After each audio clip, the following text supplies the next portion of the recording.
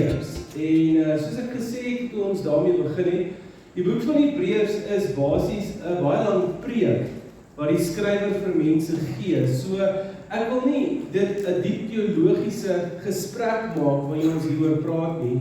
Ek wil daaroor preek en ek wil deel wat op my hart is en met julle gesels rakende dit. Nou ek het 'n vraag, nommer 1 vir julle. En dit is die opbou tot waarheen ons gaan. Het jy al ooit in die oggend wakker geword en gevoel God is ver? Ja, natuurlijk. Ons almal gaan deur die motions of the ocean. Ons gaan daar deur. Ons kom in ons daaglikse lewe en ons loop baie keer en ons kom agter, maar wag so 'n bietjie.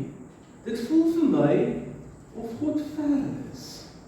En die realiteit is, hy is nie, want hy is Immanuel, God met ons, maar dit voel of dit ver is. Het jy al ooit op 'n punt gekom in jou lewe, waar jy ewe skielik voel jy moet bid oor iets, maar jy weet nie hoe met God te praat nie, want jy het so lank laas met hom gepraat.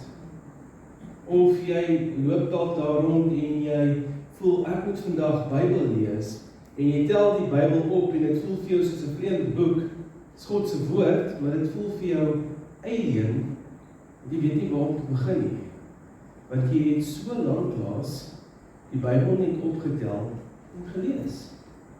Ek dink dit is normaal om so te voel, want ek dink as ek met 100 mense in 'n kamer gaan praat, gaan 95% van hulle nie jok nie en die ander 5% gaan jok. En die ander 5% gaan maar ook deur dit. Ons almal kom baie keer op 'n plek waar ons voel, maar God is nie so naby soos ek graag wil hê nie. En vandag wil ek spesifiek hieroor praat. In Hebreërs 2 kry ons 'n baie harde waarskuwing wat die skrywer vir ons sê. En hy sê basies dit: moenie dryf nie of wegdryf nie. Bind jou lewe vas aan die evangelie. So dis in essence wat hy vir ons sê in die eerste paar verse van hoofstuk 2. Nou dit gaan klink gedurende hierdie boodskap of ek 'n bietjie condemning voorkom, maar luister uit wat ek sê en dan sal jy agterkom ek sê dit glad nie en dis ook nie wat die skrywer sê nie.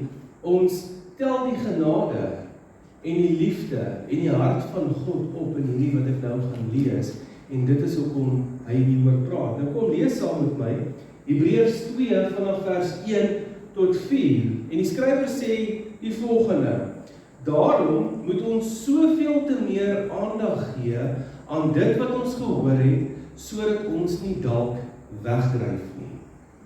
Hy praat hierso van die evangelie, hy praat hierso van die woord van God, hy praat hierso van die Bybel, die boodskap wat God vir ons gegee het. Ons moet soveel te meer aandag gee aan dit, sodat ons nie dalk wegdryf nie. Dan gaan hy aan en hy sê, want as die boodskap wat deur engele verkondig is, nou dit verteenwoordig hierso die wet, die ou verbond, die boodskap wat deur hulle verkondig is, inderdaad bindend was, en elke oortreding en ongehoorsaamheid regmatig straf ontvang het, hoe sal ons ontvlug as ons so 'n groot verlossing verontagsaam? Hierdie verlossing is eers deur die Here verkondig en daarna aan ons bevestig deur hulle wat dit gehoor het. Hierdie is belangrik. Onthou dit, terwyl God dit verder bevestig het deur tekens en wonders en allerlei kragtige dade en deur gawes van die Heilige Gees wat uitgedeel is, soos hy goed gevind het. So hy sê 3 goeders hierso basies. Moenie wegdryf nie, onthou wat jy gehoor het. As die ou verdeling bindend was en mense het gesuffer as hulle nie gedoen het wat God gesê het nie, hoeveel te meer vir ons wat die goeie nuus ontvang het, en dan gaan hy, en dan maak hy net vas om te sê, die goeie nuus is wel waar, want daar is baie getuienisse. So ek gaan so vinnig deur dit gaan, en as ek hierdie vraag vra, van voel jy ver, voel jy leeg, voel jy of God ver is, dan dink ek baie keer, as jy met mense praat en mense het geen verhouding met die Here nie, dan het mens altyd daai gedagte van, ek het nie 'n verhouding met God nie, want ek is kwaad vir hom. Iets het gebeur dat ek totaal en al onttrek het. Want dit is 90% van die kere wat 'n mens dink die geval is, as mense nie 'n verhouding met God het nie. Nou ek wil vir julle vandag sê, daar's 'n verskil tussen rebellie, kwaad wees vir die Here, moeg wees vir sy woord en alles, en dis meeste van die kere nie die geval nie, en verwaarlosing. En die skrywer kom hierso, en hy waarsku ons teen verwaarlosing. Nie teen rebellie nie, want meeste van ons hierso weet God bestaan. Meeste van ons hier het nie 'n issue met God en dit wat hy doen nie. Ons staan nie in rebellie met hom nie, ons is nie kwaad vir hom nie. Ek is definitief nie kwaad vir hom, omdat dit nog nie gereën het nie. Ek staan met 'n oop hart in geloof en vra vir hom, Pa, gee vir my asseblief reën, want ons land het dit nodig. Ek is nie kwaad vir hom, omdat daar 'n pyp vanoggend gebars het, of gister deur die dag gebars het, en ons hele saal onder die water is nie. Dit is 'n mensgemaakte stukkie rubber, maar al wat ek gedoen het toe ek hier gekom het vanoggend is, Here, gee ons net genade. En toe spring ons in, en toe begin ons die saal droog te maak. Ek is nie kwaad vir hom nie. Daar's 'n verskil tussen verwaarlosing en rebellie. En dit kon ek nou gesien het in ons tuin hierdie week. Wie het gesien, ons het die tuin hier voor netjies gemaak. Dankie. Daar's daar 'n paar wat kyk na die plante. Hierdie week net vir my gewys wat beteken verwaarlosing. Ons het 'n tuinjong gehad, wat ek week na week gevra het om goeders te doen, en hy het net bolangs gedoen en hy het verwaarloos. En toe ons 'n bietjie in diepte na die tuin gaan kyk, toe sien ons daar bome gevrek, daar plante gevrek, want hy het nie sy kant gebring nie.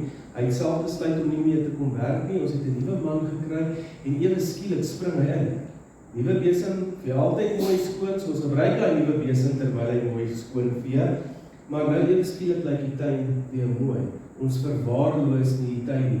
Die tuin was altyd daar, die mooi netjiese tuin. Hy was net 'n bietjie verwaarloos. En dit is baie keer hoe dit gaan met ons verhouding met Jesus Christus. Hy's daar, absoluut, maar ons laat toe dat die plante net groei en eventueel groei dit alles toe, en dan hoor ons nie meer altyd sy stem nie. So die groot gevare van wegdryf. Ek wil so 'n bietjie deur dit gaan, sodat ons net besef hoe belangrik dit is om nie weg te dryf nie. Ek maak 'n stelling hierso. 'n Boot wat nie vasgemaak is nie, dryf nie vinnig weg nie. Wie van julle wat bietjie van bote af weet, dit is hoe dit is, nê? Dit dryf onmerkbaar weg. Stukkie vir stukkie, sentimeter vir sentimeter. Eers 'n meter en dan 10 meter en dan ewe skielik is die hawe met 'n kolletjie daar ver. Dit gebeur so met ons geloof.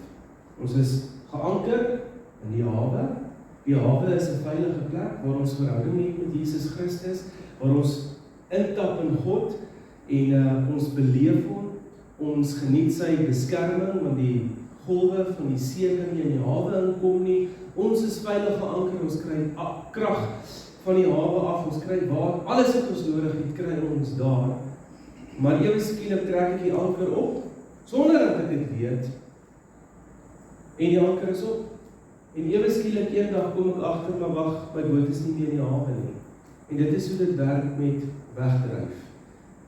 Ons kom dit nie dalk agter nie, maar ewe skielik eendag word jy wakker en jy voel God is ver. Ek is nie meer waar ek was nie. Nou ek vra die vraag, hoe dryf ons weg? Hoe dryf ons weg vandag in hierdie moderne lewe? En ek het so 'n paar punte wat ek net vir julle wil lees. Ek wil nie te veel in diepte ingaan nie. Ek dink hulle verduidelik hulle self. Wanneer Bybel lees opsioneel raak, dryf ons weg. As jy 'n goeie gewoonte gekweek het om elke dag die woord van God te vat en te lees en te ontvang en te trek en te geniet wat jy daar kry, en jy kom op 'n punt wat jy sê, ag, maar ek kan vandag maar bietjie. Dis maandag. Blou, kom maar vandag skiep. Volgende maandag, ja, onthou ek het laasweek geskiep, ek is okay. Dan ewe skielik skiep jy Vrydag, en is braaidag, en kuierdag. So ek wil nie daar in die Bybel lees nie, ek wil net kuier. En dan ewe skielik is dit Woensdag, want Woensdag is klein saterdag, en ek wil vir die TV lê, en ontspan, want die naweek lê voor. Wanneer die Bybel lees opsioneel raak in jou lewe, dan dryf jy alle bietjie verder, en verder, en verder weg. Wanneer kerk bywoning sporadies raak. Nou baie mense sê vir ons, ja, dis nie nodig om in 'n kerk te wees nie. Wel, Jesus sê dit is nodig. Die skrywer van hierdie boek gaan dit vir ons sê, ook dit is nodig, want dit kweek so goeie gewoontes en allerlei dinge, en dit bring jou op 'n plek wat jy op 'n Sondagoggend die woord van God hoor, jy beleef saam met ander Christene, die Heilige Gees en alles, maar wanneer kerk bywoning sporadies raak, dan raak jy al hoe leer, want hier ontvang jy, en as jy nie hier kan ontvang nie, dan raak jy al hoe leer, en een oggend op 'n Sondag, dan raak jy wakker en jy sê, maar my lewe is leeg, want jy het weggedryf. Wanneer gebed net gebeur, as daar 'n krisis is.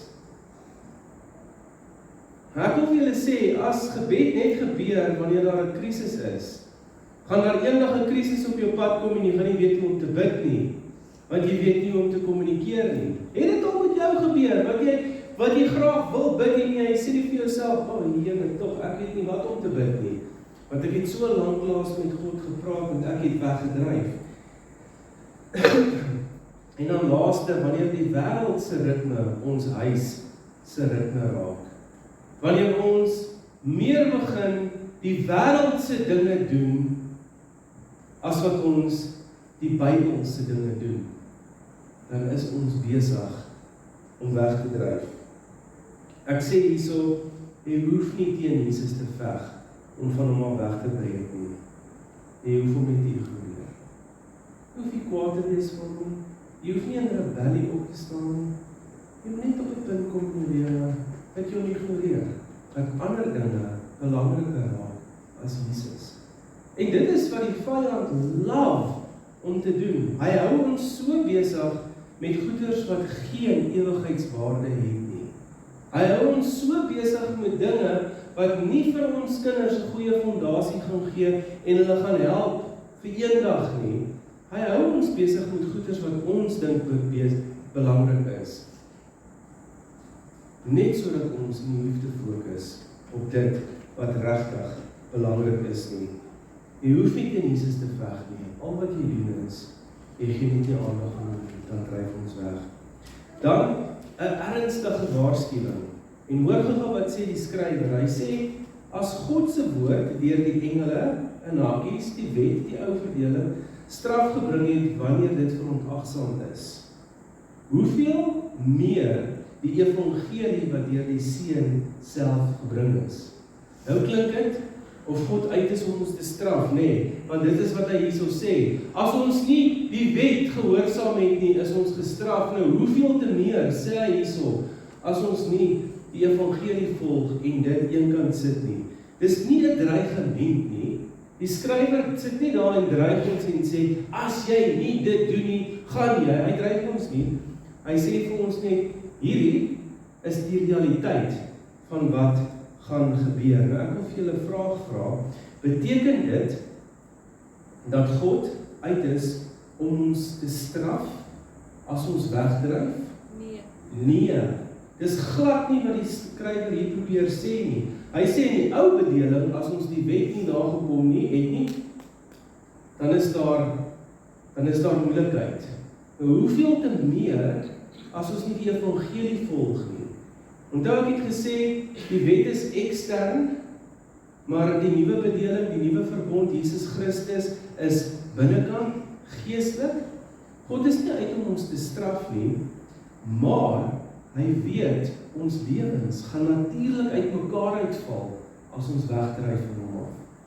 Dis hoekom hy die waarskuwing gee. As jy dokter toe gaan, en jy gaan sit daar by die dokter, en hulle toets na jou bloed, en hulle sien, okay, jou bloedsuiker is bietjie hoog, ek weet nie, 8, 9, 10, 12, en hulle toets jou bloeddruk, en hulle sien jou bloeddruk is 'n bietjie te hoog, En hulle doen nog 'n paar toetse en jy's die volle pakket van iemand wat daar sit wat baie probleme het. Gaan die dokter niks sê nie. Gaan die dokter daar staan en sê, "O nee, alles is fyn. Kom ek gee vir jou suikerpilletjie en gaan huis toe." Wat is daai pink pilletjies gewees? Kom ek gee vir jou dit en gaan huis toe, jy gaan beter voel oor 2 dae. Nee, die dokter gaan sê, hoorie, ons gaan met ernstig begin kyk na jou gesondheid, want jou bloedsuiker is 'n bietjie hoog. Kom ons kyk bietjie na jou dieet, jou bloeddruk. Kom ons kyk bietjie wat jy eet. Oefen jy, wat doen jy? Dat ons net daai 'n bietjie kan afbring, dat jy moet op 'n punt kom wat jou hart gaan ingee en jou voete gaan afval omdat jy diabetes is nie. Nou dit is dieselfde waarskuwing wat God vir ons hierso gee. Hy sê, as jy wegdryf, dan sien ek jou bloeddruk is 'n bietjie hoog, jou suiker is 'n bietjie hoog, hierdie pens van jou is 'n bietjie te groot. Nou ek wil graag jou help sodat dit alles kan afkom sodat jy 'n gesonde lewe kan leef. So God se genade is so groot. Hy straf ons nie. Maar hy weet dat wanneer ons wegdryf van hom af, val ons lewens natuurlik uitmekaar uit. God se waarskuwings is nie om bang te maak nie, maar om ons wakker te maak. Hy weet hoe ons lewe gaan lyk sonder hom. Nou julle het almal, meeste van julle gesê, nou het ek ook die vraag gevra, ja, ek weet hoe dit voel om ver van God af te wees. Ja, ek weet hoe dit voel as my lewe leeg is. Dis hel. As jy nie 'n verhouding met die Here het nie. Ek jammer, maar dit is hel. En God wil nie dit hê. Dit is hoekom hy ons waarsku teen dit. So vra jouself vandag die volgende 2 vrae. Vra jouself dit eerlik en beantwoord dit eerlik vir jouself om net 'n bietjie jou geestelike klimaat te meet. Die eerste vraag is, waar in my lewe het ek gemaklik geraak?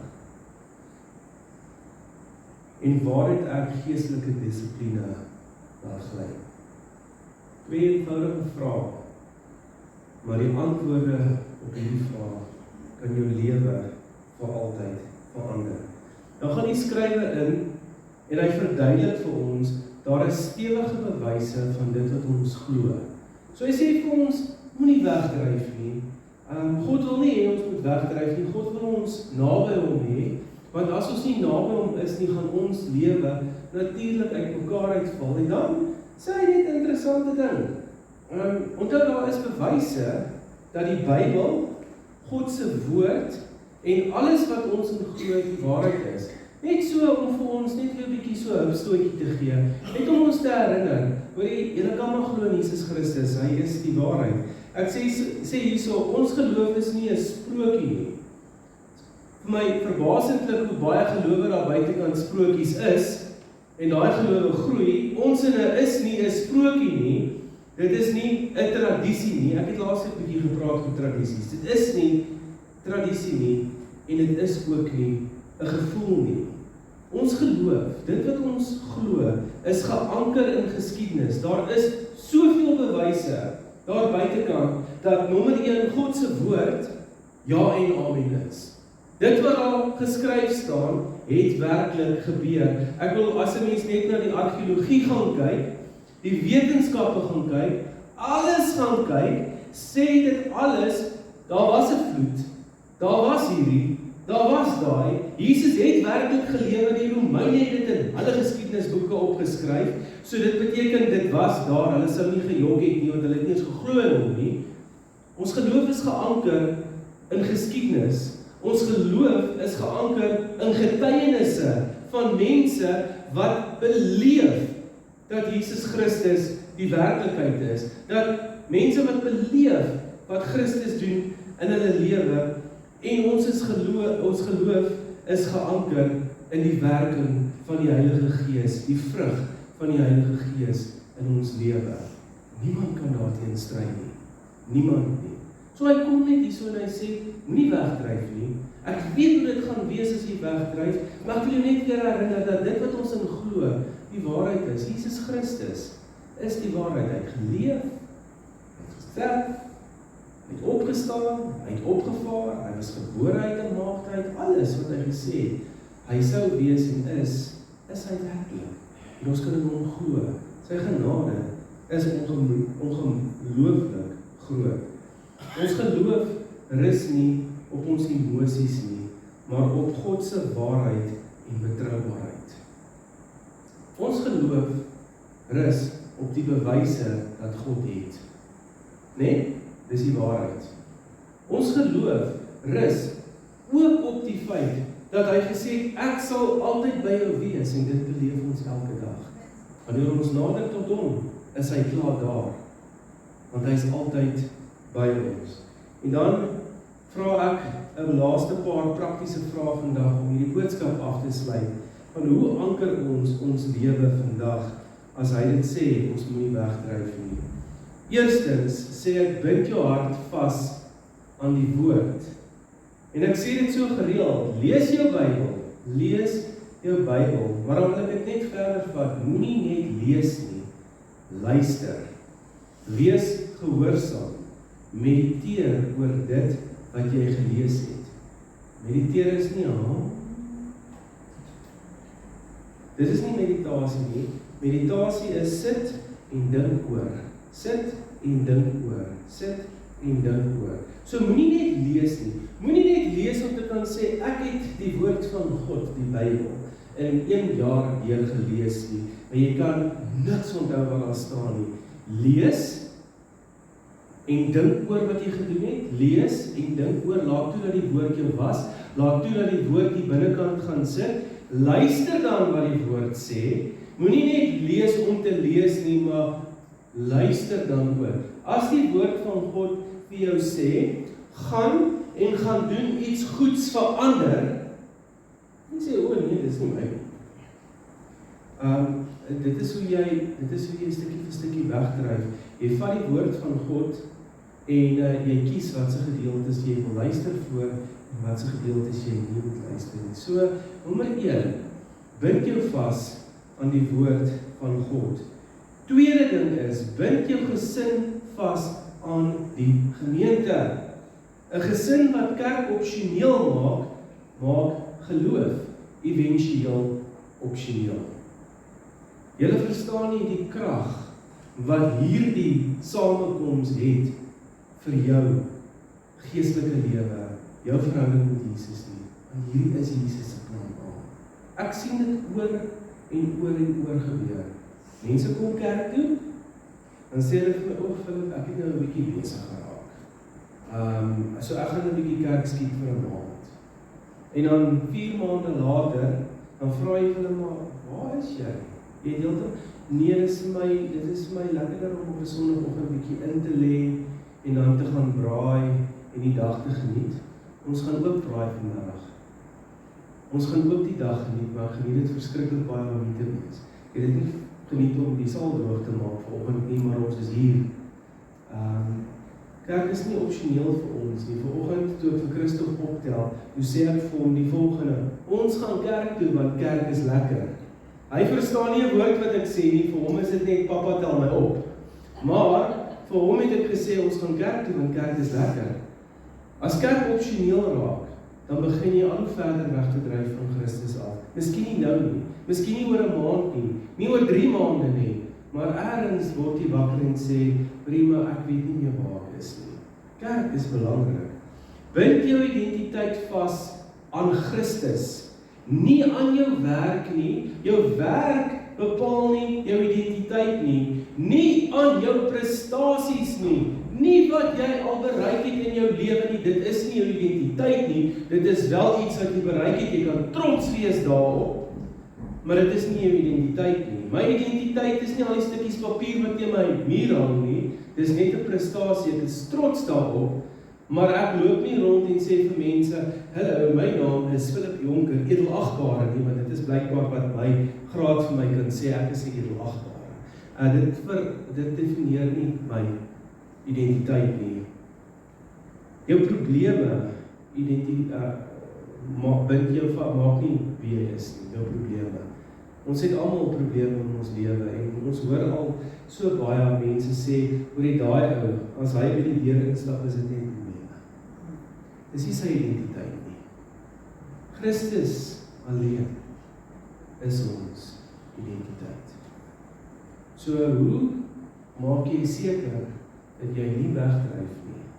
Jy bind nie jou identiteit aan wêreldse goeders, wêreldse gebeurtenisse nie, maar jy bind jou identiteit vas aan Christus. Jy is 'n kind van die Here eerste, dan 'n boer. Ek is 'n kind van die Here eerste, dan 'n pastoor. Ek is nie 'n pastoor wat 'n kind is van die Here nie. My identiteit is Christus. En dan kom die res. Ek dink die laaste een wat ek wil doen is 'n vraag wat ek vir jou wil vra is: as jy vandag voel, jy het weggedryf, jy voel alleen, of jy weet nie hoe om te praat nie, God voel vir jou soos 'n vreemdeling, onthou vandag die volgende: jy hoef nie terug te speel na God toe nie. Hy het reeds na jou toe gekom. Jy kan jouself net weer vasbind aan God. Wil dit so verduidelik, 'n baie goeie wyse vriend van my, baie lank terug het vir my die volgende gesê: verhouding met Christus werk soos trappies wat jy klim.